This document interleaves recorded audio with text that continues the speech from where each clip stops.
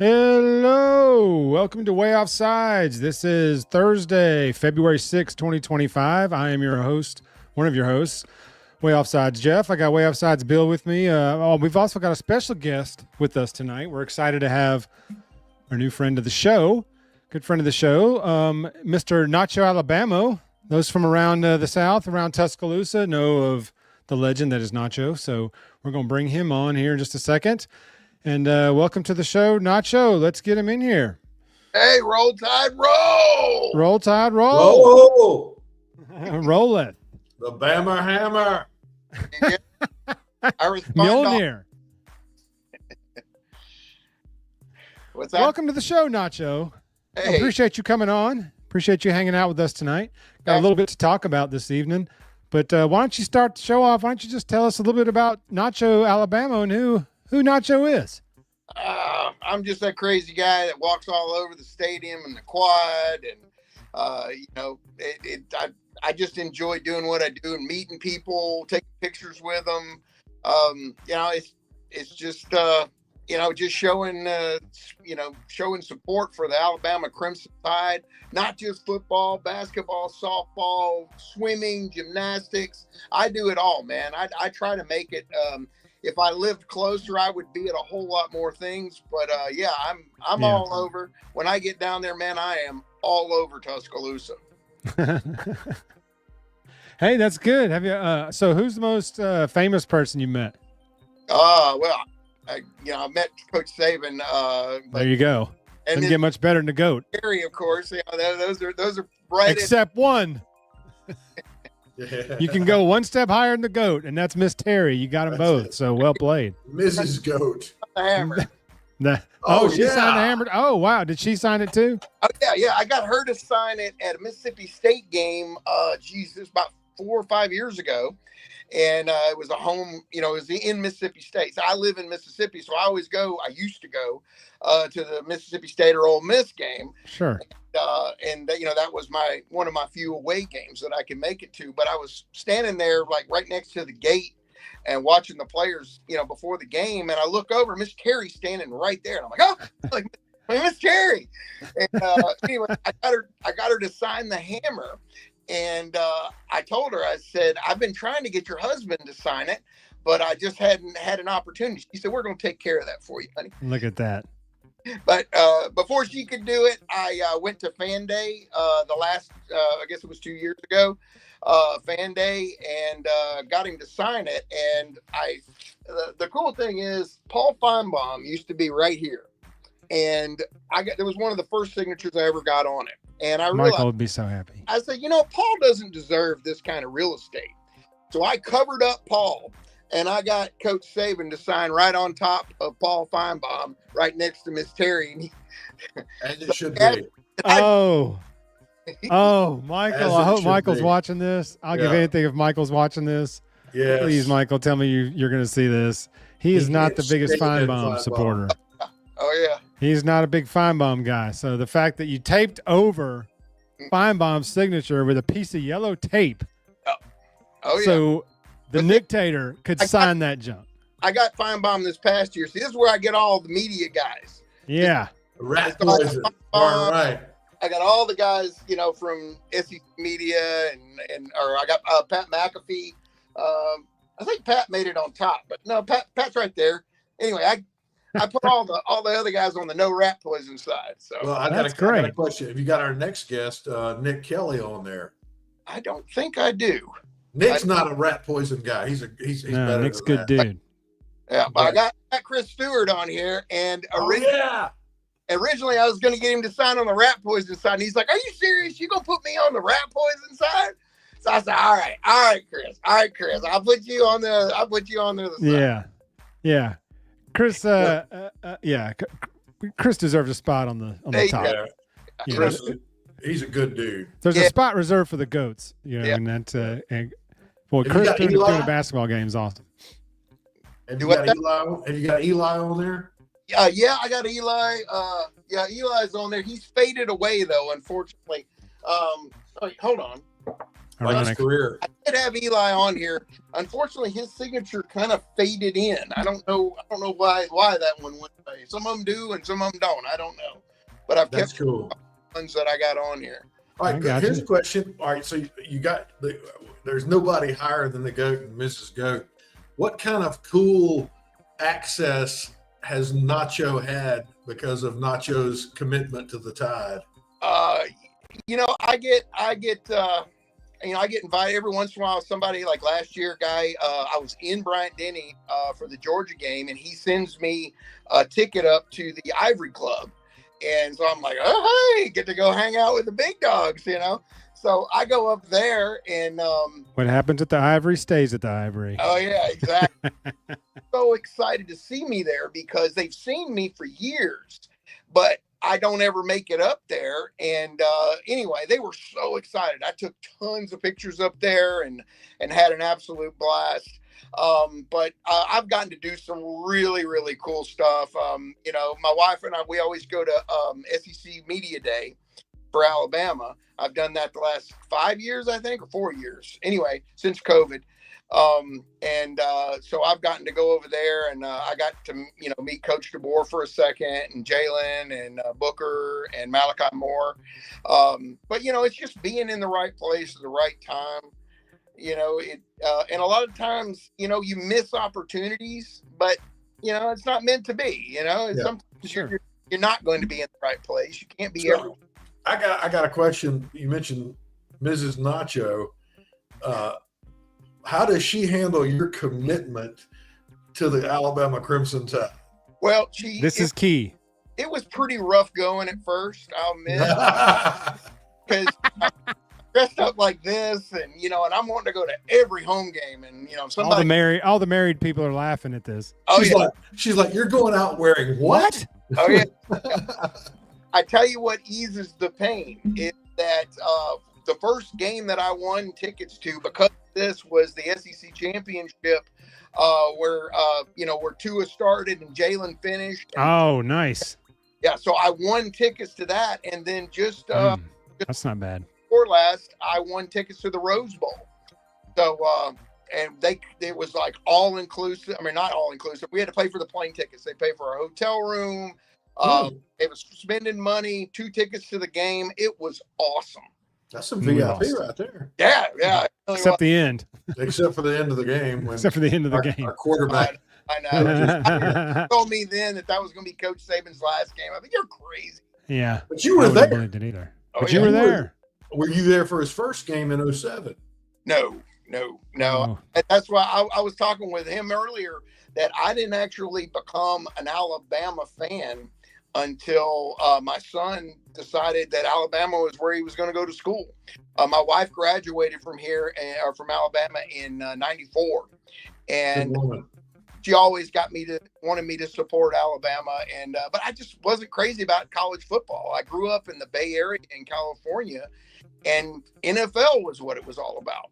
And I went to tons of games in San Francisco and stuff like that. But when I went to my first game at Bryant-Denny, which was a total blowout, but it was so awesome being in that stadium and the spirit, and I fell in love instantly. There's nothing like it. Something I want to be part of. Of course, I didn't know all of this was going to happen, but I fell in love immediately, and I wanted to be part of this amazing experience. Great segue. How did all this happen? My wife left me unsupervised in Costa Rica 2 full hours. That's bad idea, right? Yeah. We were on a cruise. Our excursions got canceled, and there's not a lot to do in Costa Maya. So we went shopping, and anyway, she was ready to go back to the boat. And I'm like, look, I ain't bought anything on this trip. I'd already found the poncho, and she told me I couldn't get it. I said, let me go back and buy that poncho. Come on, I ain't bought nothing. Fine, leave me alone. So she goes, I take her back to the boat. I go back unsupervised. I'm wearing Alabama shirt, shorts, shirt, hat, everything. I'm screaming, sell me anything. And this was right after the national championship. So anybody that could put an Alabama A on a coconut had, Alabama stuff everywhere. Oh, yeah. And, so I go back, I buy the poncho. And then this guy was like, hey, you know what you need with that poncho? And I said, what's that? And he said, you need to mask. And I'm like, you talking about like a Nacho Libre mask? I'm intrigued. So anyway, he's like, I got, I don't know if you want to hear the whole story, but the gist of No, tell it. Tell it. What's that? Tell it. Okay. All right. So I go in the store. I've told this about 1,000 times. I go in the store and the guy's like, okay, I got 2 masks. He said, I got a cheap mask and I got a primo mask. I said, well, bring me the cheap mask. And the cheap mask was like pantyhose. And I'm like, nah, that ain't happening. I said, bring me the primo. So he brings me this very mask. Now, at the time, it was a regular luchador mask. And if you ever see any pictures from me for the first couple of years, it'll have the sides, like a regular luchador mask. But anyway, I was like, oh my goodness, I cannot buy that. I said, my wife will kill me. She'll murder me. How much you give me for that mask? I'm like, man, I said, I'll do $20. Oh, $20. That's an $80 mask. I think, $20.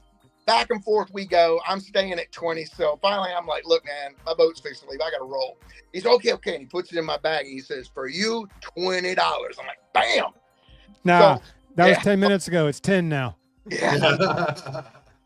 So I go back on the boat and I'm all excited. My wife's on the bed reading a book. So I go in the bathroom, I put the poncho and the mask on and I come out, and she was mortified. Oh my God. And, put that thing away. Too bad you didn't have your YouTube channel then or something. That would have been great. Oh yeah. I've got pictures. That We don't need them. in the cabin when I, seconds later. But that's where it started. And she told me I could never wear it to a football game.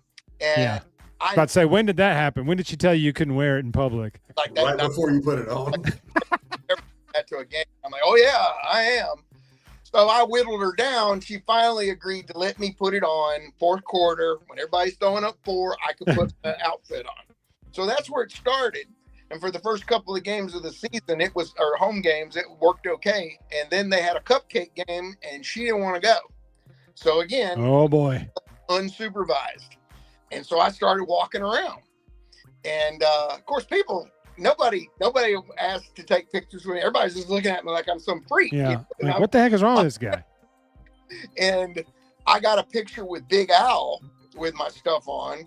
And then I turn around and there's all these people with little kids that wanted to get a picture. So I get out of the way, like, no, we want to get a picture with you. And it started like this. Anyway, it became a thing. And before you knew it, people were asking to take pictures with me all the time. And I was like, man, this is awesome. And I would get them to send me the pictures. That's and hilarious. Video with everybody that sent me pictures with them. I did a video. Well, that caught. And then, I did a video. And then I had a video with Coach Saban at Baumhauer's, where the first time I ever met him. And hey, coach. Huh? Yeah. Hey, coach. And hey, coach, and you could, at that time, you could they'd give you a lanyard if you got lucky. And I guess for me being all dressed up, I was one of the lucky ones. Yeah. Get a picture or something signed. And I was like, I'll never get another chance to get a picture with him. And I was like, I'm going to do that. I'm going to do it right now. So I set up with my hand like this. And he came up behind me and put his hand on my shoulder. And we got the picture. And I got to shake his hand and all that. But I had video of a bunch of that. And I made this little short 30-second video and posted it on TikTok and Facebook and Instagram. And all of a sudden, my phone started to hemorrhage. And I'm like, what in the world? And I was getting all these new followers. And somebody, ding. I think it was Barstool, Bama, or somebody reposted it. And it ended up having over 500,000 views in like 3 days. And so I went from nobody knowing who I was to all of a sudden having, 4,000 followers. So that's so cool. Encourage you to post more, and you start getting followers. And yeah, that's how it grows. And then you just start growing, just start posting. Next thing you know, they're looking for you at the games. Yep. And oh yeah, that is awesome. I think that is too funny. Your wife's like, you cannot wear that anywhere outside this house. Oh yeah, and now it's more. I get that all the time. Now, cameo, and I go to every home game, and usually if the Iron Bowl's an away game, I'll be at that. And I made it to all the SEC games that they've been to, SEC championships. You know, I get to, you know, I get to go to a lot of cool stuff. And Cameo has actually, you know, because it costs a lot of money to do that. You know, just driving to Mississippi and back costs a lot, or from Mississippi and back. And Cameo has pretty well supported my Alabama habit. So I'm pretty thrilled about that. Man, that's good to hear. Do you get a lot of cameos? A lot of cameo requests? I get a ton of them, but I mean, I've done, I think, maybe 60 or 70 cameos. That's not bad. Yeah. For just a guy buying a mask in wherever you were with it. Yeah, in a poncho. Yeah. Well, where did the chain come from? What's that?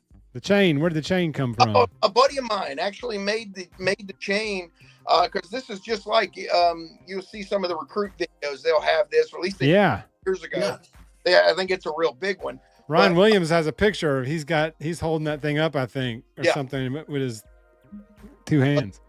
Yeah, well, a buddy of mine, either he knows somebody, and I wish I could remember his name right offhand. I hate that I can't remember it right now. But anyway, he apparently has an acrylic cutter, and you know, he made it for me. But you know, it's not the kind of thing you could sell, because you know the university come after you. But right, but I love it, and I get so many compliments, especially from the players. They all want one, man. I've had so many players like, man, you got to hook me up with one of those. I wish I could.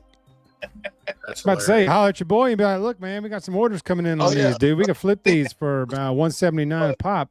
Yeah, I got a question though. All right, historically, did you ever see, when I was growing up, there were these two old guys, they were best friends.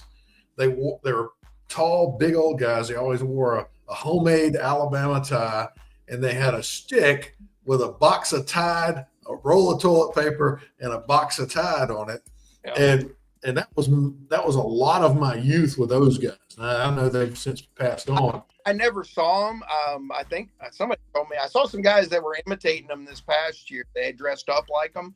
But no, I never got to meet them. But I saw it in the Bear Bryant Museum. You know, they had the fan area where it was, and that's always been something. I talked to the curator of the museum, and I'm hoping that when hopefully, I was just about to say that when I'm ready, the hammer's going to go in there. When you retire, the mask and the hammer are going in that Bryant Museum. You can bet that. Darn right. You know, those old guys, and a friend of mine actually met them and knows their name, knew them, and they were loyal like you. You would count on them being a fixture at an Alabama game, and it does so much for enthusiasm and morale for the fans. So you've picked up the banner and the hammer quite well. See, this was a cool idea I had for it, and I ran it by the curator. She didn't find it as amusing as I did, but I was thinking, what if I had the hammer? I had the hammer at the museum. And before a game, I come in, it's like a whole ceremony where I come to get the hammer, like the Ducks at the Peabody, or every home game who comes the day before to come get his hammer from the museum. And then you march down from the museum to the stadium.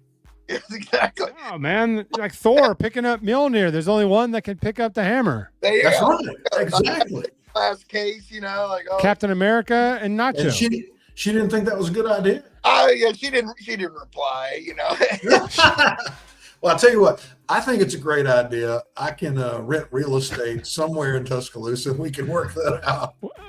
We got a question from a viewer, Nacho, in the chat. He wants to know if you've ever hit anyone inside or outside of Bryant-Denny. Not by accident, by accident. I mean, it was a Tennessee fan. Yeah, I accidentally. Yeah, I'll be surrounded by people. I mean, they're just all around me, and I'm taking pictures like I'm a director too. I'm like, okay, you sure. And because everybody wants to jump in. Anyway, of course, you're swinging this big thing around every once in a while, but it's made out of yoga mat foam, so it's soft.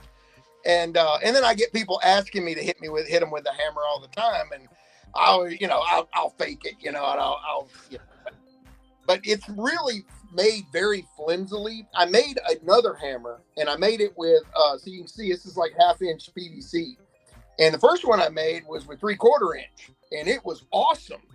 And I realized after I made it, I was like, they are never going to let me in the stadium with this because I could hurt somebody with this. You know, I mean, it was sturdy. Yeah. So I made it with this where it's very flexible and there's no wood, no metal or anything. It's all yoga mat foam and a lot of duct tape. And yeah, so it's harmless, you know, it's just heavy. Yeah. But no, I've never like gone after somebody like on purpose and hit them with it. There's an 8-year-old roaming around the state with a dented forehead. Somebody in Knoxville got one too. Oh yeah. They deserve bring the heavy one for the Tennessee game. Yeah. I've some lead in it. I have wanted to go to Death Valley and go to Tennessee, and my wife won't let me go because, you know, especially it's dangerous. LSU. I don't know. I can't guarantee my safety. I mean, I know that 95% of those not folks wearing that would love to have me and would be great and you know, invite me to eat some gumbo and all that stuff. But that 5%, that would be what I'd have to worry about. And it's just worth, you know? Especially if Alabama goes in there and kicks their ass, then you got real problems. When I was 18, I was at an LSU game and they got their butt kicked, and it was in the parking lot. That was the scariest group of women I've ever been around. They were, I cut you, and they meant it.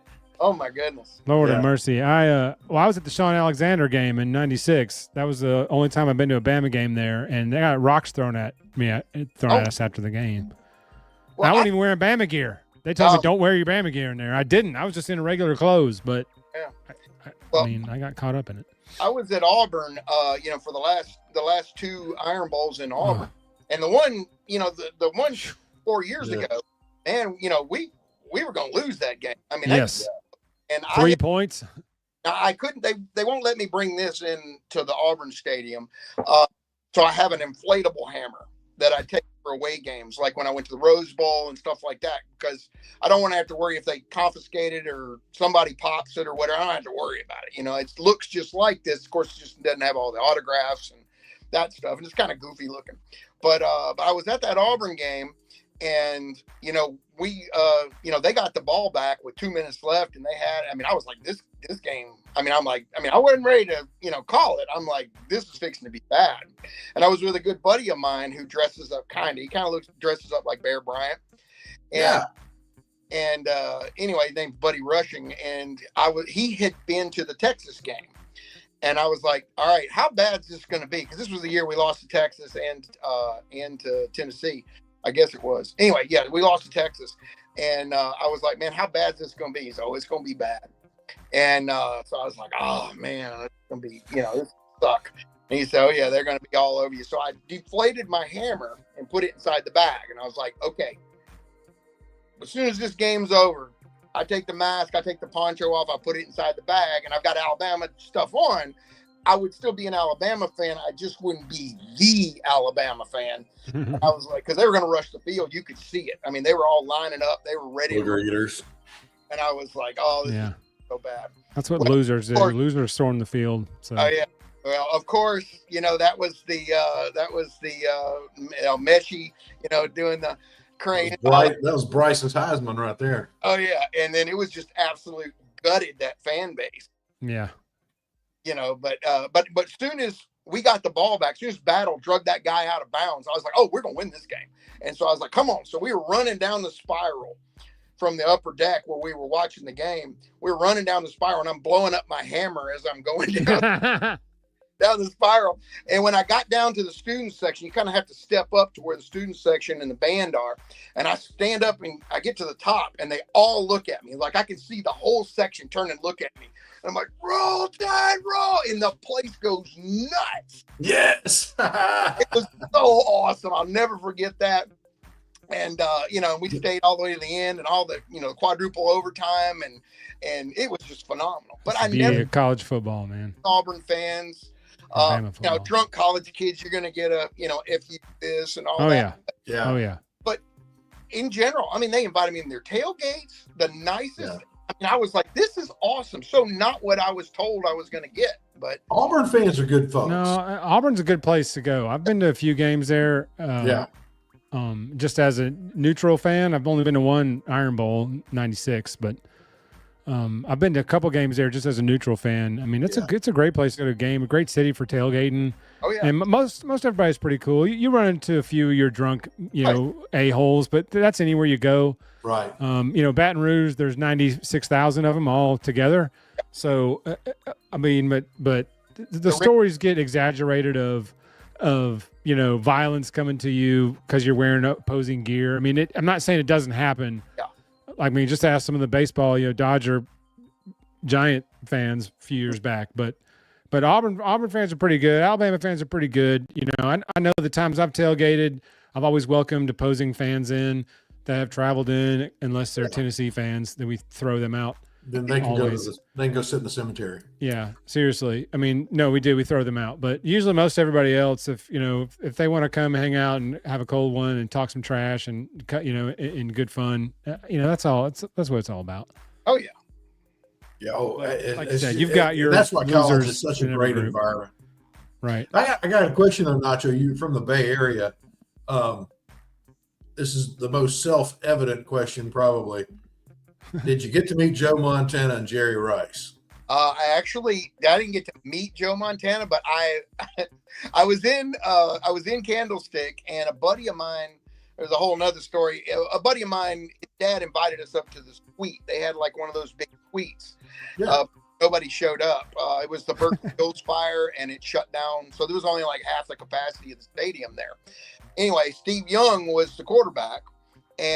But that was when Montana was still there. And so I'm walking past the elevators that go, I guess, up to better boxes. And the door opens and there's Joe Montana and his wife standing there. And I'm like, ah! And then wow. So I got to see him one time. Well, you'll appreciate this. I know what Tom Brady has done in the modern era, but the GOAT is Joe Montana. He was awesome. He's the first GOAT. Yeah. And so he had, if there's a 1A and 1B, it's him and Brady. Yeah. But, what Super Joe did back then was amazing. And the only reason that was my childhood. And the only reason Steve Young's in the Hall of Fame is because of Joe Montana. I contend to that for the rest of my life. Oh yeah. Or because of Leonard Marshall for the Giants that knocked Montana out of that NFC Championship game, then he missed the whole next season, and Young got to play, and the rest is history. Yeah. But it's really a Jerry Rice for Young. Steve Young was a bad dude. Never going to have a great career until that. And Young was good. I'll give it to him, but he was born on third base in that situation. Yeah, exactly. But yeah, that 49ers team of the 80s. I was a Cowboys fan as a kid, and when they beat America's team, I said, well, I get to watch them just like everybody else does, and and you couldn't help but like the Niners. Are good people. Yeah, man, I did. Tecmo Bowl. That was my team on Tecmo Bowl. Yeah, I appreciate your time, Nacho. Anyway, yes, Nacho. Thank you so much for joining us. One last thing we did want to get your opinion on. What do you think about recent coaching changes on the staff? And what do you think we should look forward to for next year? I think I think things are gonna be great next year. I really do. I think DeBoer picking up Grubb. Yeah, Grubb. Ron Grubb. Grubb. I think that you're putting the band back together. I think that those guys work together well. Good band. Yes.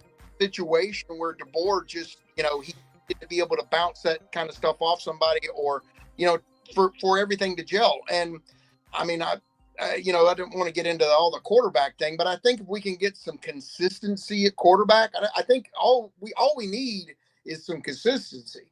I mean, we get somebody like, who knows? I don't know enough about Ty Simpson yet, or the other guys to see if any of them are a game manager or if it's, we need somebody who can just move the ball down the field. Yeah. And score points, eat up time on the clock, and hand it over to the defense, which I think is going to be insane this year.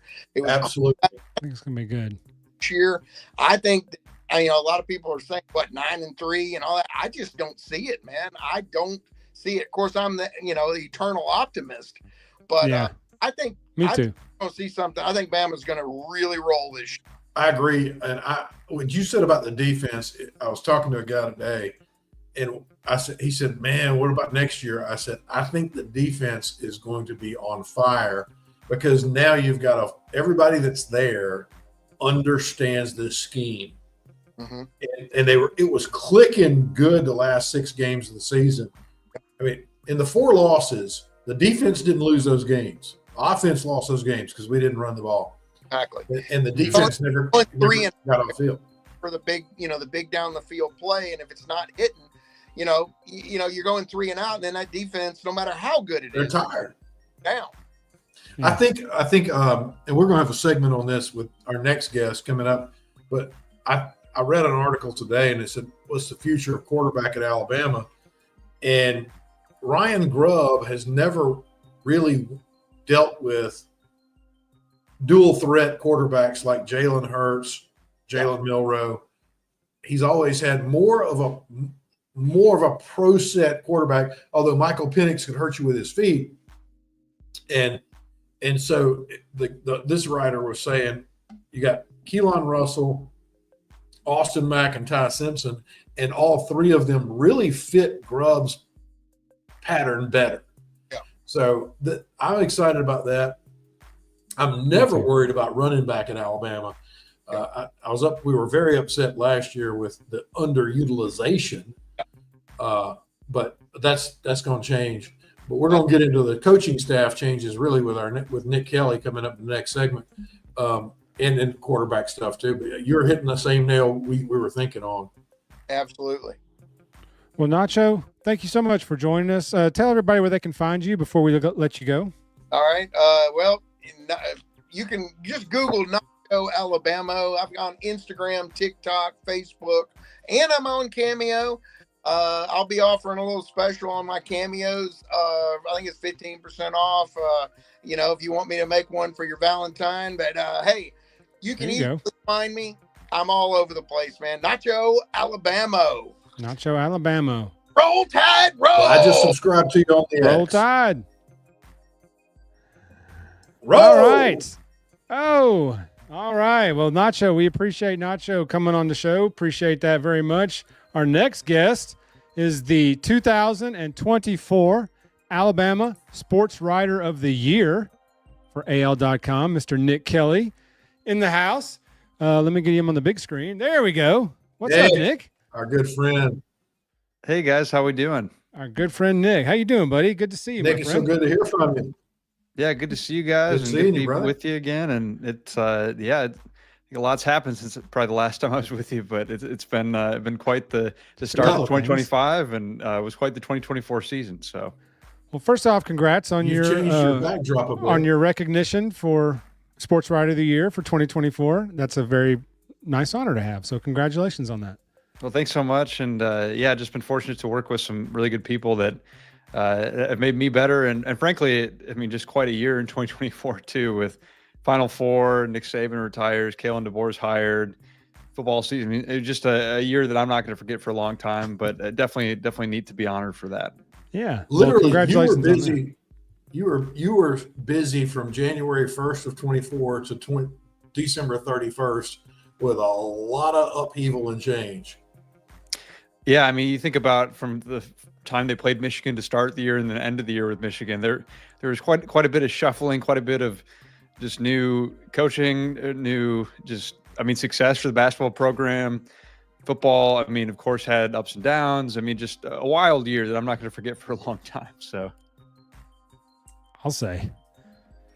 So let's touch things off Hey, first. my wife Ryan wanted to make sure I Grubb. tell you she says hi. I say hello back. So, So let's talk about Ryan Grubb. That's the hot topic. First question I have for you. I'm sure you've talked about this ad nauseum on several shows. I've heard you on a few shows this week. But we were way wrong because the fact that it took 3 weeks for anything to happen, we were all saying this is not going to happen. He's obviously trying to find something else. And then next thing you know, it happened. So how did that all line up that from where you're sitting? yeah, I think Ryan Grubb was probably evaluating his options. It wasn't a case of, okay, he gets fired that one Monday in Seattle. And I think a lot of people were like, oh, why is not by the end of the week? Why is he not in Alabama, or why does he not have a new job? Things just don't quite move that fast. And also, I mean, I think it just says, as someone for him that, I mean, he's a talented offensive coach. He's going to have other options. He's going to have things to look at. And I think that was part of it, and making sure that it works on the Alabama end. And of course, there was not a coordinator opening for him to go there. So it was going to take Kalen DeBoer really wanting him to come in. And obviously he did, and it's worked out, and it's all come together. But yeah, these things take time. I mean, he's got to think through his decisions. Alabama's got to think through things on their end, and it happened when it was meant to happen. And so I think, of course, folks are impatient. It felt maybe like months, not weeks, but it just took a few weeks for it to get hammered out. Alabama impatient? Our fan base impatient? Believe it or not. Believe it or not. Oh my goodness. Yeah. There's no documentation that anywhere. I'm going to need you to got a prove question that. though. Go ahead, Bill. Yeah. So I want to ask you about the staff situation. So by my count, we've got 2 coordinators and then 5 position coaches on each side. Was there a rule change to allow 12 assistant coaches that I might have missed somewhere? Yes. So there's no longer a limit on number of coaches. Now, I believe that not all are able to go recruit on the road, but in terms of on-field coaching, yeah, you can have as many as you want to hire. I mean, you could hire 30 if you want. I mean, they're not going to do that, but from a financial perspective, but yeah, you can have a lot of people coaching now, which is why you're able to do something like that.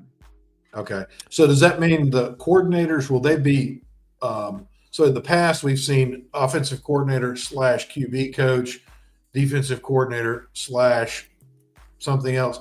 Are we going to see that slash? Or are they going to operate as department directors, and the CEO is Kalen DeBoer? Yeah, I think it's going to be the latter. I think that, I mean, you've already seen it with Kane Womack officially, where he's not the linebackers coach. I mean, he just kind of floats and oversees all position groups. And that really was the case this past season. Chuck Morrell wasn't officially named the linebackers coach, but he was. I mean, he was out there coaching the inside linebackers. Yeah. And so, yeah, that allows Kane to float. He can coach each position. He can oversee the defense. And from what it seems like, we'll probably see the same with Ryan Grubb. I mean, he's going to be the play caller, but I don't know that he's going to be coaching a position exactly, which is why it could work to keep a Nick Sheridan and keep the trickle-down effect from that. So I think that we might just see offensive coordinator, defensive coordinator. Okay. That sounds cool. That makes sense. Continuity is key, though. And like you said, getting the band back together. These guys have worked together a lot before. So the next question is Scott Huff in the mix now that he's been relieved? Are we welcoming him to lunch, having lunch with him one day? I mean, I don't have anything official to report, but obviously you can connect the dots of him and Ryan Grubb have worked together. Ryan Grubb, I mean, he followed Ryan Grubb from Washington to the Seahawks.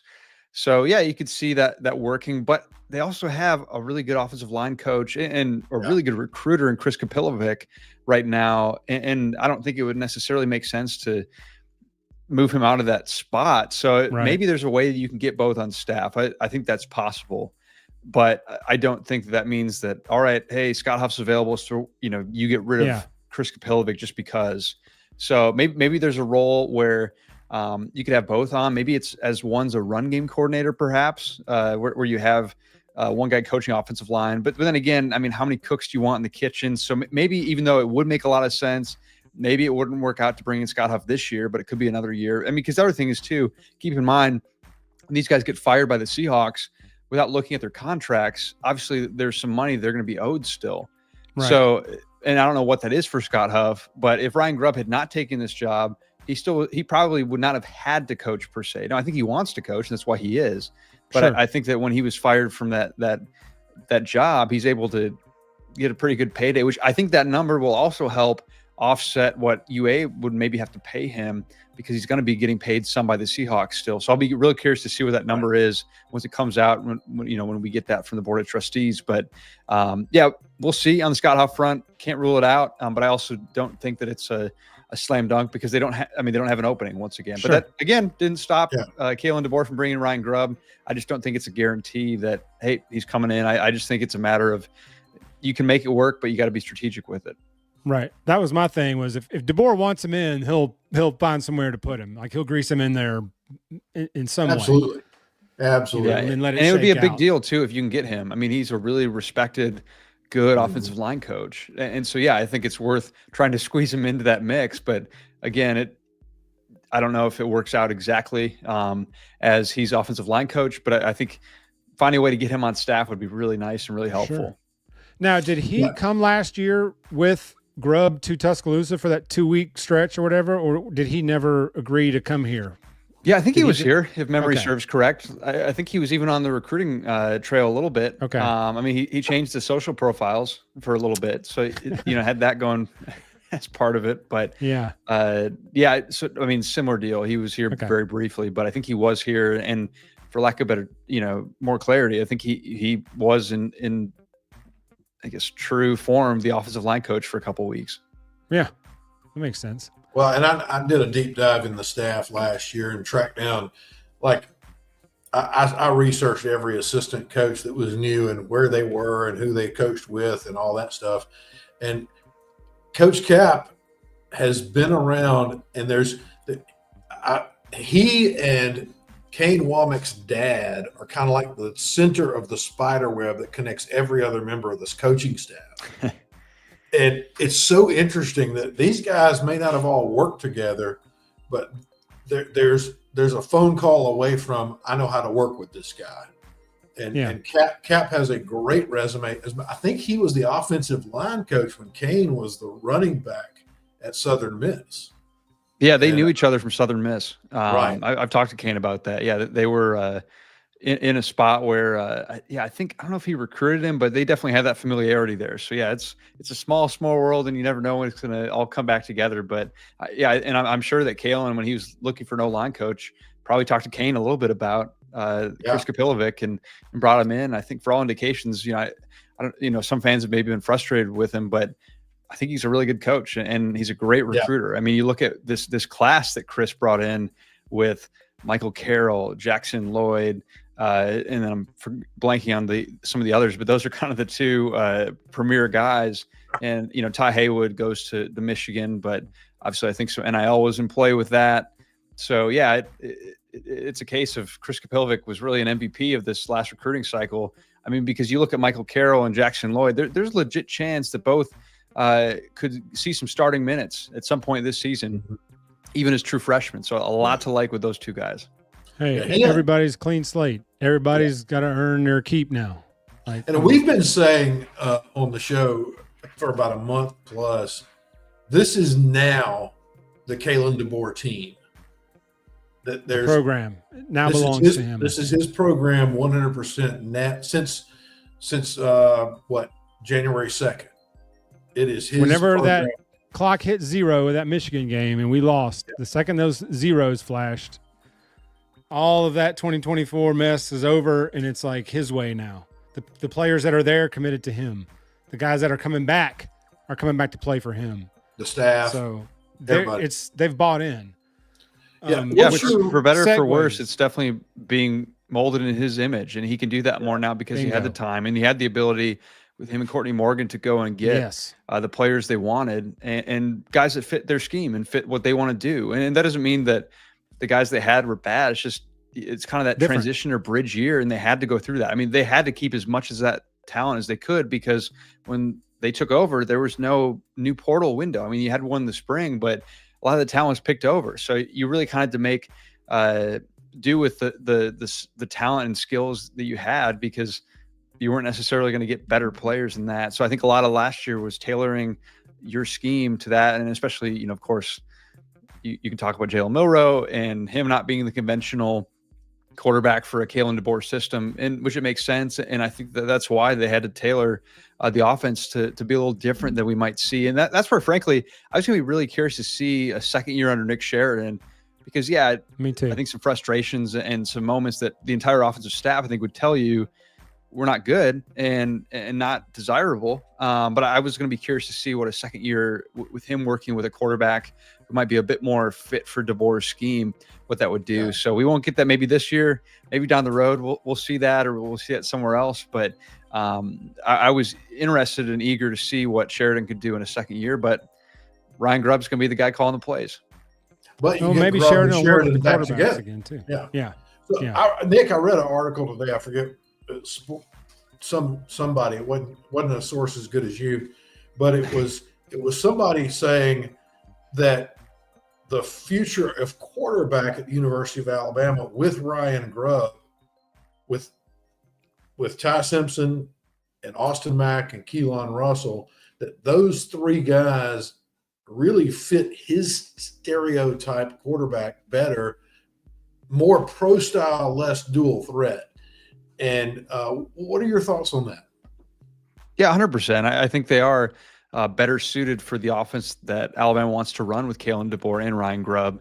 And I mean, look at Austin Mack. He's a guy who Grubb recruited. He was the primary recruiter for Austin Mack at Washington. So, of course, he fits.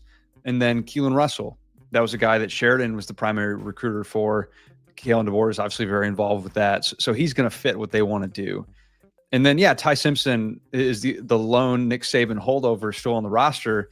But I think you can see how he could fit that as well. And now, actually, I mean, Ty, he's a little sneaky with his legs. Not going to lie. I mean, he can make some plays. I don't think he actually has a passing touchdown yet in college. I think he only has rushing, which is kind of wild to think about. But that's partly because he's really only worked mainly in cleanup time. Yeah, it's kind of wild to think about. But no, he can actually make some plays with his legs. By no means is he Jalen Milroe with his legs, but Ty can make some plays.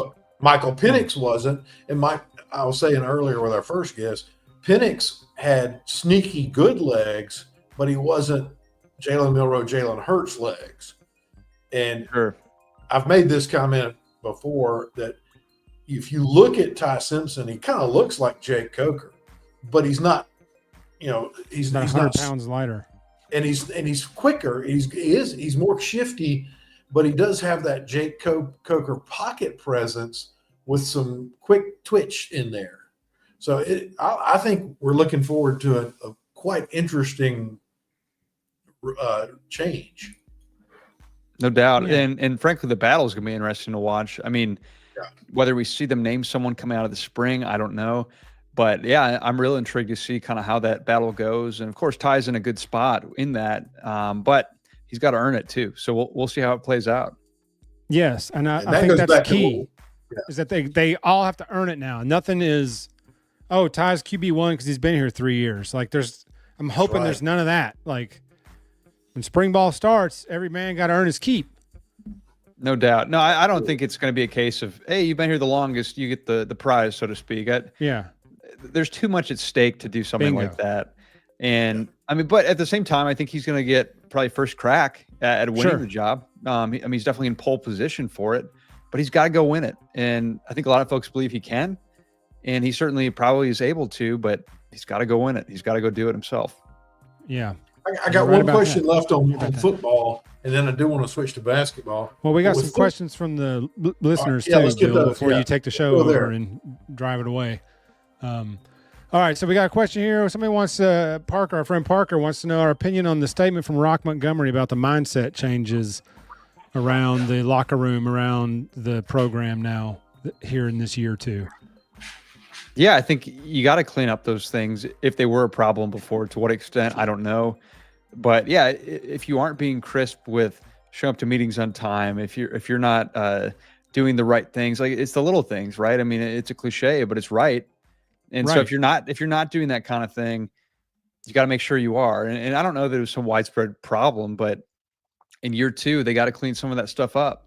And I think they are. And I think they're working toward that. I think that people mistake the fact that, okay, Kalen DeBoer isn't as outwardly loud or shouting people down as his predecessor, but that doesn't mean that discipline's not happening. And so I think that people mistake, if they can't see it, it's not happening.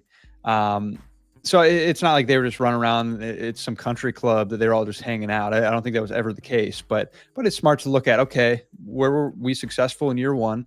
How can we do better? How can we tighten things up? And so you make those adjustments. So I think it's smart if that was an issue that they make those changes. Yeah, I absolutely agree. And, like we said earlier, it's like now he's got some ownership now. I think year one, the transition year is just kind of like, just keep our head above water. Let's do what we got to do, and then year two, all that's over. Like, okay, now we can drive this thing my way. This is my program, my players, I've got my staff now is coming together. It's his fingerprint on the program is starting to grow now. Yeah, and the pressure too, right? I mean, year one, there's like kind of a mulligan to an extent. I mean, at the same now time, there's though, real I think pressure. A lot of Alabama fans are not giving him that mulligan that he probably deserves for year one. Aren't. And I get it to an extent. I mean, yes, they went 9-4, and I think in a lot of ways, if you told someone going into the year, go 9-4, they'd be like, well, I'd like better, but that's not the worst thing for a first year. But I think the problem is that the games that were lost is why why some people are more frustrated than anything. Because if you would have told me, okay, they go 9-3 for the regular season, they lose to Georgia, Tennessee, LSU, you're like, okay, that obviously you want to win those games. Not the worst, case scenario of year one doesn't win those games, but he won 2 out of those 3 games. And then they lost to, of course, Vanderbilt, Oklahoma. I mean, the Oklahoma loss, I think, is the worst of the season, but they lose to Michigan, of course. So, I think that maybe bought him a little less time. But yeah, I mean, he's got to get this team ready to go for year 2, and there's no reason to think he can't. As we talked about before, I mean, they are getting more and more of their guys they want in. I mean, this coaching staff is phenomenal with bringing Ryan Grubb in. I mean, this offensive coaching staff might be the best in the country. And then you look at on the defensive side, Kane Womack and Mo Linguist and Christian Robinson is a rising star in this business. And you bring in Jason Jones. I mean, just it's a lot of just good coaching. I mean, this is, I think you could comfortably say it's the best staff that Alabama's had in years, maybe since 2020. So, I mean, this is a really good coaching staff. It's a really good coaching staff. Yeah. Which is a good transition. Go ahead. Sorry. Yeah. I was just going to say, which is a great spot to be in going to year 2 with the pressure mounting. Amen. And then that's actually a good question into our good buddy Tobias has a question here. Tobias in the chat, Bill. It says, Roll Tide, gentlemen. Are fans making a mistake thinking Grubb is the savior? He's awesome, but expectations can doom you and will usually. Yeah, it's a good question, and we'll find out. If they win the Natty, then no. But and if they don't make the playoff, then he definitely is not. It is a mistake thinking he'll be the savior. No, I think that bringing Ryan Grubb, great decision. Something that if he was able to come here, you do, because he's one of the best play callers in college football. Going back to his time, I mean, he's on that Sark level of just being a good play caller, but. You need more than just your offensive coordinator. I don't think that was the only problem. It's not like Nick Sheridan was the problem. Yes, I think it was a mix of things offensively that didn't work well together. So I think you need to fix some of those things, and Ryan Grubb needs to go in and figure out what was wrong and how do they address it. But I'm going to be shocked if they're not better this year, just because the dudes they have a receiver. I mean, bringing in Isaiah Horton is not a small thing. I mean, he's going to be everyone I've talked to is excited about him. And you combine him with Ryan Williams and Jeremy Bernard. I mean, that's a great group. And then you kind of have the wild cards of how does Jalen Mbakwe improve at receiver? How does a Rico Scott do? So, I mean, there's a lot to like. Jalen Hale's back healthy. Yeah, Jalen Hale. I mean, so they've got some players that this might be the best receiving group they've had since 2021, maybe even 2020. I mean, this is a really talented group, and they haven't had this many just stars or studs for a couple seasons. And so you've got guys to throw to. And so you do not need the quarterback to be a hero. You don't need him to be the Heisman Trophy winner. You just need a guy who's going to get these playmakers the ball and not make a bunch of mistakes. I'm not saying be a total game manager, but you need someone who can get your weapons the ball, because they've got weapons. I mean, they're solid in the run game, but especially at receiver, they've got some serious dudes. And so I think there's really good reason to think this will be better, and that Ryan Grubb can set up that quarterback for success. By making it, I don't want to say easy on him, but just easier. I mean, that's the biggest thing is that I think that, Jalen deserves some blame for how it went, but there probably were some ways that they could have helped him a little bit more. I mean, again, it's not a simple answer. And I think that Ryan Grubb is as good as anyone at playing to strengths and making play calls. But it's got to be more than Ryan Grubb. So could he be the savior? Maybe. I mean, he is that good. Like, he's that good of a play caller. Everyone raves about him. But it's going to take more than just him coming in and pushing some different buttons than Nick Sheridan might have. Yeah, I think he's going to be part of the savior drink You got to add a little mix in there. Got to stir it up a little bit. I think he's going to be part of that. Save your drink, but the continuity of the staff is what is intriguing to me. With these guys having worked together, Grubb and DeBoer having worked together for many years. It's almost like that relationship where you don't even have to talk when you're doing a game. They already know what the other's thinking. They already know what plays they're thinking. They already know the mindset. It's you just almost like a wink and a gun, and Grubb already knows what the next deal is. It's more than that, obviously, but that kind of continuity almost where you can know what the other guy's thinking. I'm really looking forward to that. And, Sheridan was in a new position last year with a limited quarterback and a new team and 30 players left. And he was calling plays for the first time with a quarterback that was probably difficult to call plays for. So like you said earlier, Nick, he got an unfair amount of criticism. Now he had some bad games, sure. Yeah. But the whole Sheridan is terrible, fire him, I thought was a little unfair. The consistent problem in those 4 losses was a lack of run. Yeah. Because in all 4 losses, we had less than 90 yards rushing. And you've got to have, there were limitations more than at one position that caused that to be effective to defend against Alabama last year. I think, I said this earlier, I've never doubted the depth of Alabama running back room, and I never will, because that's just something that's consistent. So my question about football, we've heard the stories about the Nick Saban fourth quarter offseason conditioning program. What are you hearing about the Kalen DeBoer offseason conditioning program? I think they kept the fourth quarter program in place, even by name. Yeah, I think pretty similar. They're still getting their work in. They're still. I don't think it's drastically changing. I at least don't know of something drastically different. Doesn't mean there's not tweaks, but from what I understand, it's pretty similar. Even I think they call it the fourth quarter program still. Because Dave Ballew's still there, and so you still got the same guy essentially running all that. So there's not necessarily a need to change that unless you feel the need to make changes just because you're evolving. But I don't think it's. Yeah, there's not a whole new strength staff. So I think it makes sense to keep it similar. Yeah, I heard.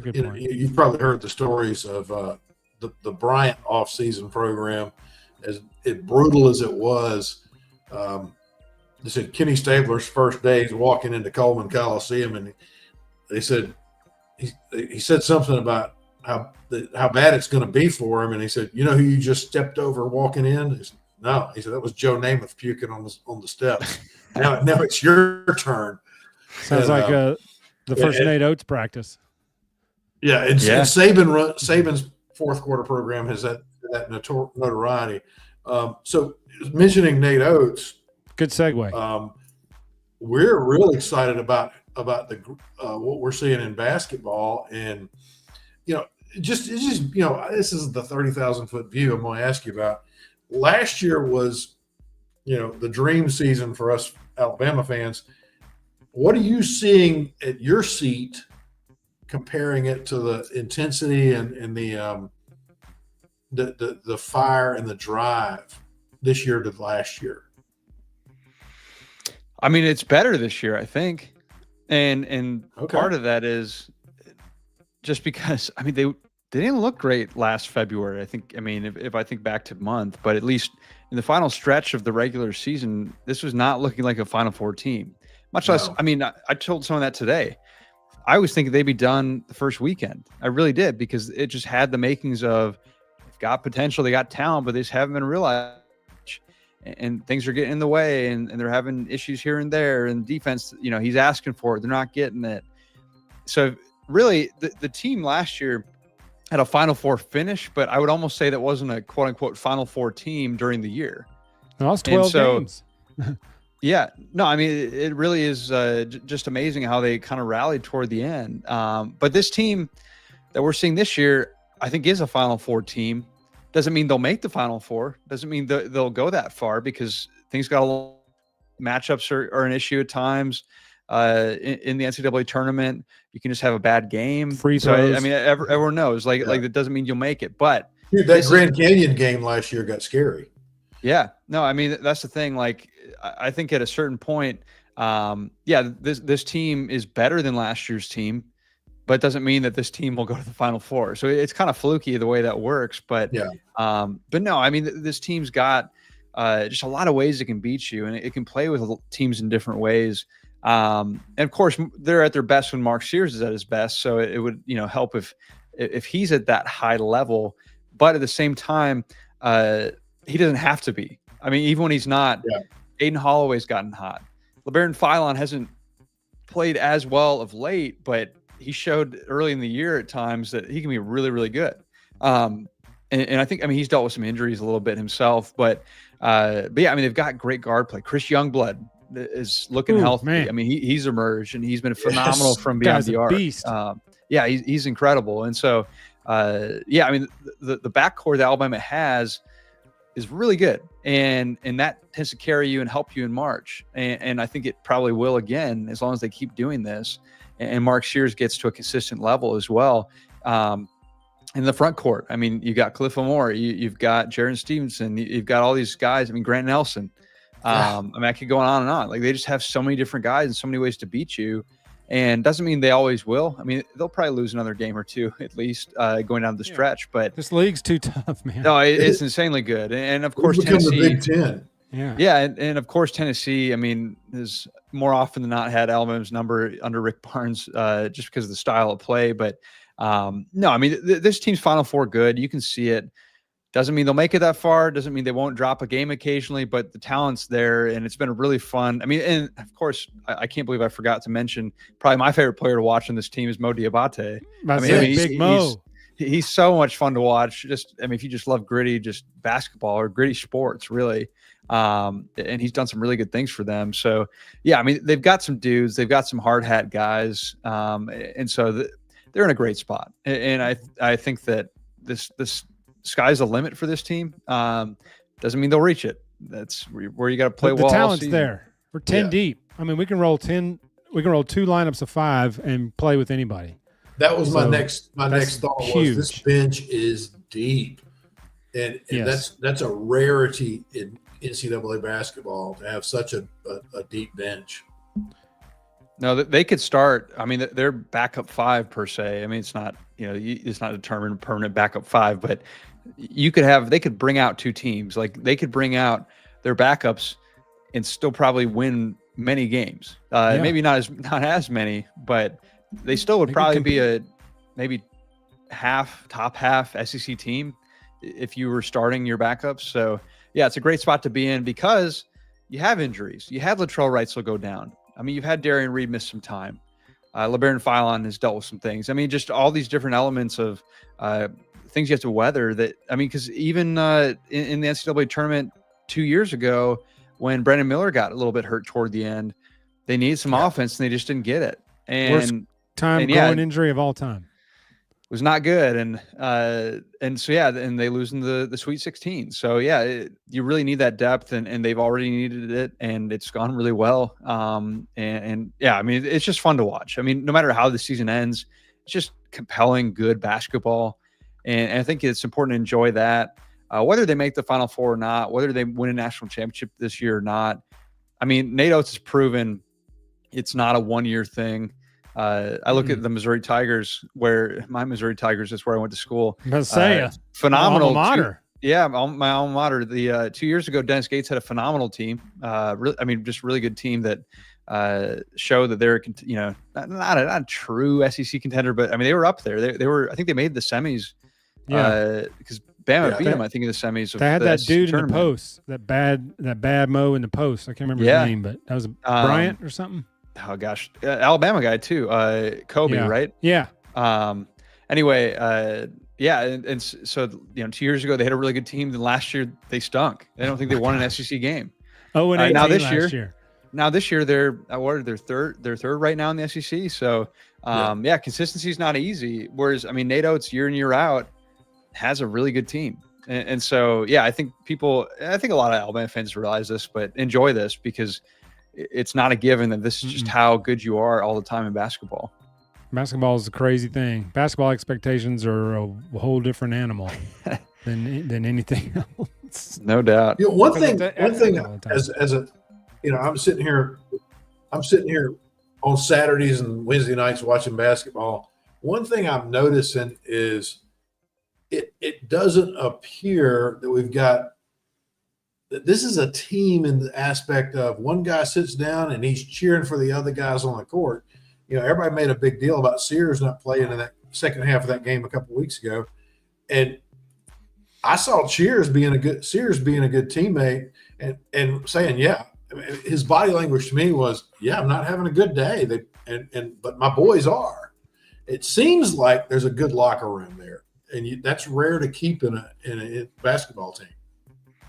Yeah, I'll tell you this. I mean, I think if they win the national championship this year, Nate Oates deserves major flowers for many reasons, but more so because if you can keep this team together and not have major issues in the locker room, that's going to be impressive because you got a lot of talented guys that are competing for minutes. And so if he manages to manage these personalities, he deserves some major flowers, major props, because I think that was going to always be the biggest challenge was how does he manage these personalities and all the egos and different things that guys want as they're trying to improve their draft stock. They're trying to better their career.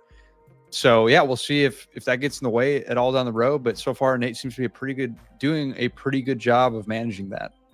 Yeah, it's incredible. Yeah, he's a phenomenal. I mean, it's the whole atmosphere around the program has changed. I mean, if he gets the students moved in Coleman Coliseum to the beside the courts, I mean, they can build him a statue. I mean, we'll see if that happens. I wouldn't be surprised if there's some kind of some movement in the arena. I don't know that you're going to see students courtside, just especially in this rev share era of needing to get some of that money. But I wouldn't be surprised if they consider some different options as to what they could do with the students. Yeah, I agree. They at least need to shift them over where the media section is. I love you guys, but seeing you cover up half the screen when the camera's pointed at that half of the court and just seeing all those rows of media tables. Desks and computers. Y'all can't get up and wave your arms and clap and cheer. You're right. You're doing your job. You're writing stories. All the students going nuts are on the other corner that's off the camera. So I'm like, at least put people there that are cheering. Not that we don't love our media guys, but we can do like Duke and put you guys like in harnesses in the rafters. You're about to say, right? No, it is kind of honestly surprising to me that like we're on camera. I mean, not that I necessarily am, but like that you have even the first few rows on camera, because it does look kind of different. But I sit where they tell me to. So that whole arena is just a different animal. I mean, it was built for Hoosiers. It wasn't built for. That's what it was. Yeah. Well, Nick, we really appreciate your time, buddy. We thank you for coming on. Again, like I said, you've done a lot of shows this week, I know, talking about the same stuff. So you're probably like, another show talking about Ryan Grubb. Sure, sign me up.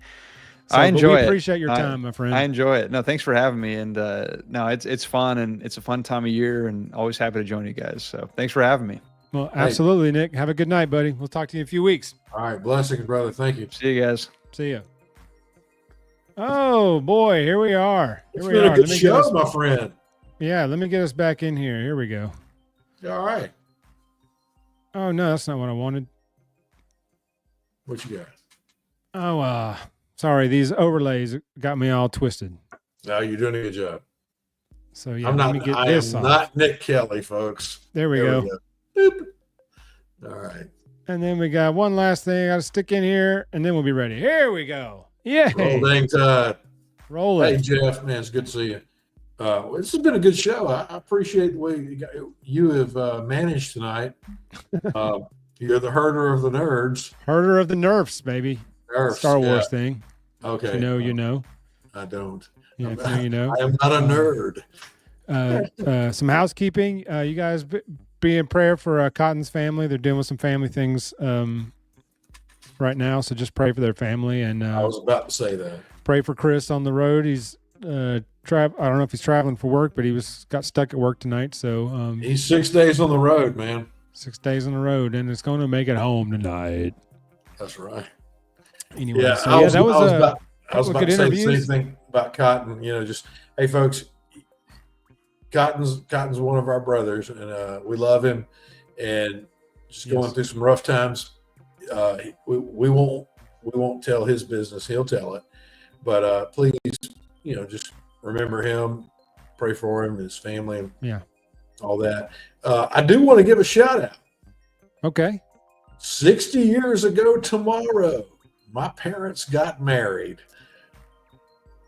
So Wow. I was 41 when they adopted me, so that's good.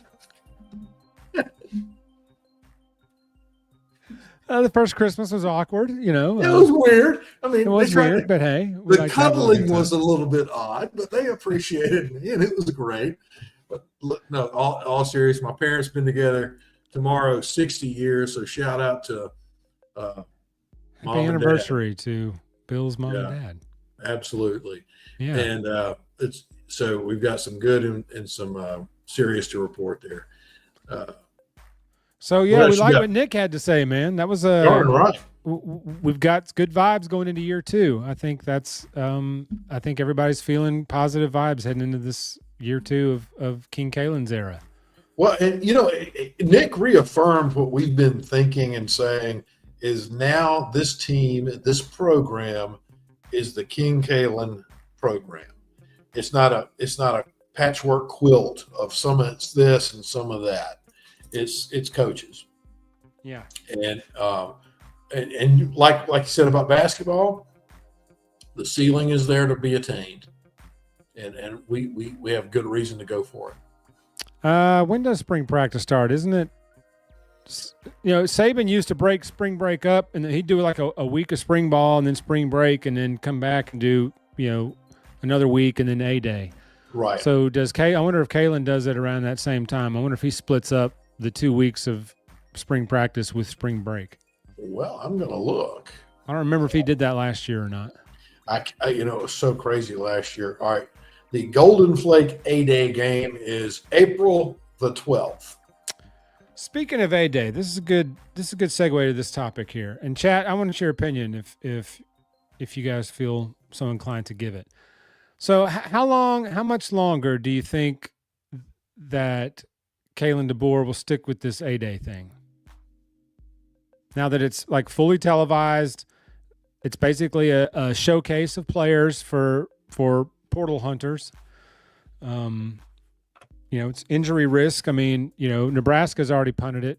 Lane Kiffin punted it last year. He made it to like a fan event, fans down the field doing stuff. I'm wondering how long it's going to be before Alabama does the same thing, where they're like, this game isn't worth it. Putting film out of our team this early isn't worth it. Running the injury risk. I know the fans like it, but is there another option for the fans that day than this glorified scrimmage? Yeah, there you go. Just move it to after the portal. That's really what they should do. Bingo, exactly. I got to tell you, this is a situation, Jeff. I haven't thought this question about it at all, but I appreciate you bringing it up. The fact is, what the coaches need to see, they see on the practice field. Mm-hmm. It's strictly a fan event. This A-Day doesn't provide any benefit other than a fan's wetting or whistle. Yeah, it's a touch football spring game for the fans only. The reason you do a big spring jamboree in high school, at least we did back in the day, is so that your young guys that have potential can go get hit when they've never been hit before, and they can learn how to hit back. You don't need that in college, right? At all. The pros don't even need to have spring preseason games because that's where they don't play preseason anymore. If you notice, the NFL, none of the starters play preseason game any preseason games anymore. Well, go back to when Michael Vick tore his knee up in a preseason game. Yeah, and the Falcons spent a ton of money on that. Oh, thank you. No, I gotta say I'm at the point where I think the preseason game ought to be done as a fan day, a skills contest, or something like that, like the way the Pro Bowl is. Pro Bowl almost. Yeah. Yeah, I would like to see that. I'd like not to risk anything. No, absolutely. It doesn't really provide much other than the fans to just give them some football in March. And, if there's a new quarterback, everybody wants to see it, the quarterbacks, how they look, whatever, which they're not going to do anything crazy in the spring game. They're not going to put any of the, dynamic plays in. It's just going to be very vanilla. It's really just for us, the fans, to be able to turn on an Alabama game in the second week. It's going to be 3 basic run plays and 3 basic pass plays. Yeah. That's it. And, 2 untouched sacks and the coach standing behind the quarterback the whole time. Like Saban be out there in his gray suit. Pink blazer. Yeah. It's I've been to a few of the scrimmages in the summer.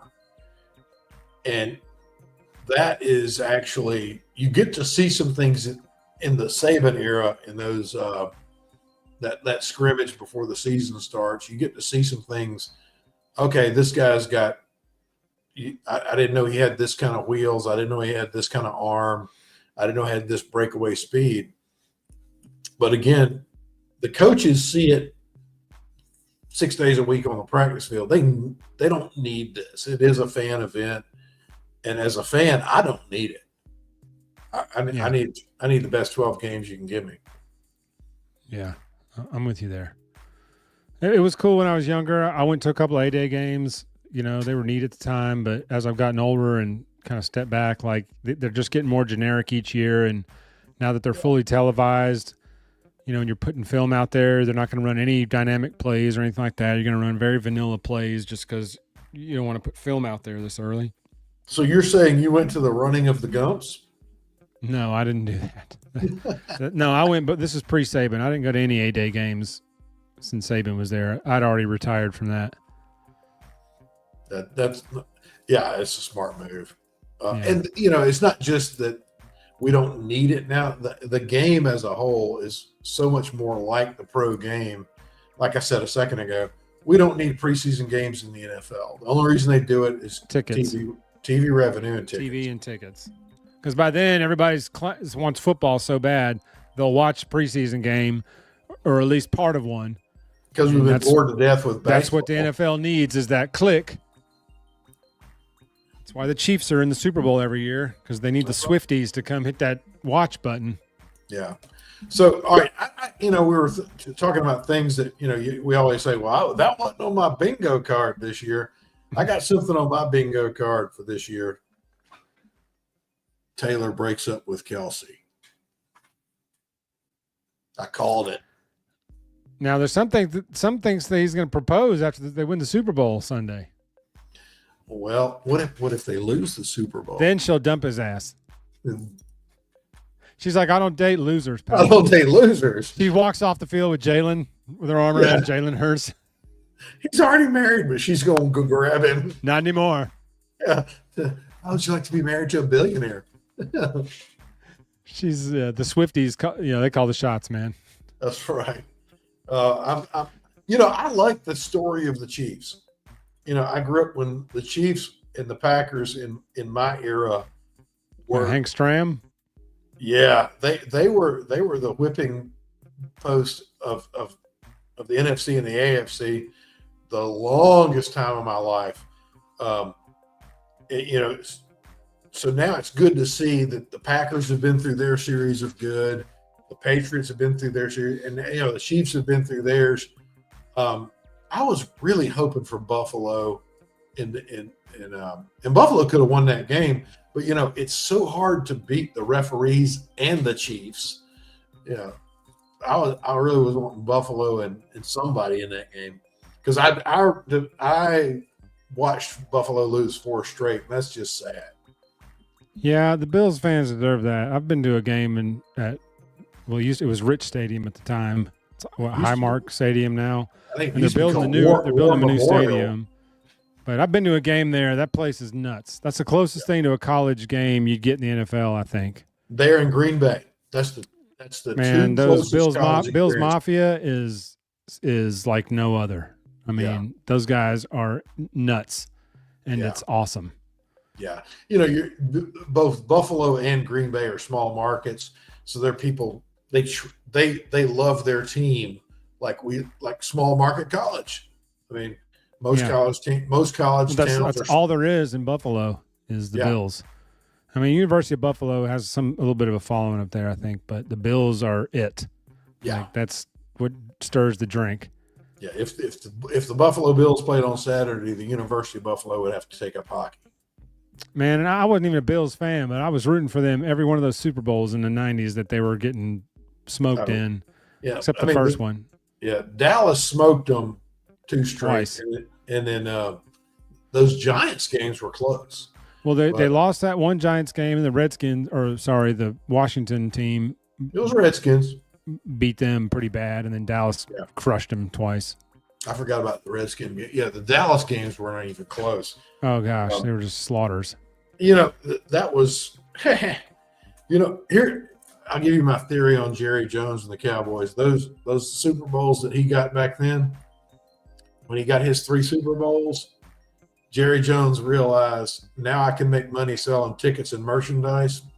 I got 3 rings. I can hire Jason Garrett, and I still sell tickets and merchandise. This man just hired Brian Schottenheimer as the head coach of the Dallas freaking Cowboys. Yeah. Yeah. What? Yep. What? Because Pete Carroll was out there? No. Jim Harbaugh was available last year? No. Nick Saban was available? What? Brian Schottenheimer? It's all because he can control it. And that's what I saw the interviews with Jimmy Johnson. Jimmy said, when I had the football program to myself, it was great. When Jerry started putting his nose in it, I quit. So yeah, I hate the way that is seen that, and I've got some good friends that are Cowboys fans. I said, listen, just realize it's a merchandise program. It's not a football program, and it'll make your heart feel better. Bingo. It's like Kiss. Kiss is really not a rock and roll band. Kiss is a merchandise program using music to sell their merchandise. Kiss sucks. Bingo, but they sell a ton. They sold a bunch of records. They sell a buttload of merchandise. A bunch of crap music. You can buy a Kiss coffin. You can buy a Kiss skateboard to put under your coffin so when you skate into eternity. Boy. Exactly. Yeah. All right. Anyway. So I'm cooked, man. All right. Well, that's all you got, Bill. Want to thank everybody in the chat for joining us. Don't forget, hang on. I got to fulfill my ties and duties to, where's my thing? Sorry, y'all. Don't forget to, like and subscribe, retweet, follow, all that stuff. We need you to do all that. Got to pay the bills. Like we have a bunch of bills. We have one bill. Pay your bills and pay your taxes because that's how Bill gets paid. That's all right. But anyway, and also After Dark is back, I believe, next week. Does our After Dark start back next week, I believe? And then, of course, we'll be back live next Thursday at same bat time, same bat channel, 8 p.m. Central Time. Yeah, we're going to be glad to have Cotton and Chris back next week, but we had a darn good cast tonight. I don't know if Cotton will be back next week yet. If not, hopefully Chris will be in. If not, you'll be stuck with me and Bill again. I don't know. We may get Tobias hop on here next week. We need Tobias to come back in next week. Yes, Tobias. Read your text message, buddy. Yeah, please. We want Tobias. Yes, we need some Tobias here. But anyway, so Bill, hope you're having fun down there in Miami. It's a lovely experience. The mayor of South Beach. Well, very South Beach. I'm definitely on some southern beaches. Go check out our website, waayoffsides.com. We've just created that, so go give that a click and check that out. And then give us a follow on our socials at Waaaay Offsides and all socials. You'll find us there. Just type in at Waaaay Offsides and you'll find one of the three of us. We got 2 pages on Facebook. We got the original Waaaay Offsides and we've got the new Waaaay Offsides group. I forgot who started that, but we are so grateful for that. The Waaaay Offsides website. Yep. Everybody's on X. Waaaay Offsides on Facebook. Don't really do much on Instagram with it. So, but anyway, we thank everyone for joining us in the chat. Thank you for your comments. We saw Jay Bake tonight. We saw 5 Adam was in the house. Parker, my partner on Couchcasters, was in for a bit. We saw Tobias. I think Cotton got in the chat a little bit.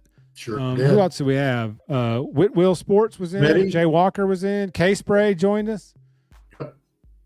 We got some loyals, and we love you. Thank you so much. Tim Richardson was in as well. So just remember.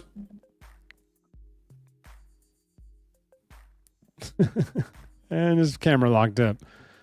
Remember what, Bill? Just remember, hey, hit those like, subscribe, share buttons. Thank you for being with us. Say your prayers, read your Bible, and roll tide. Rolleth.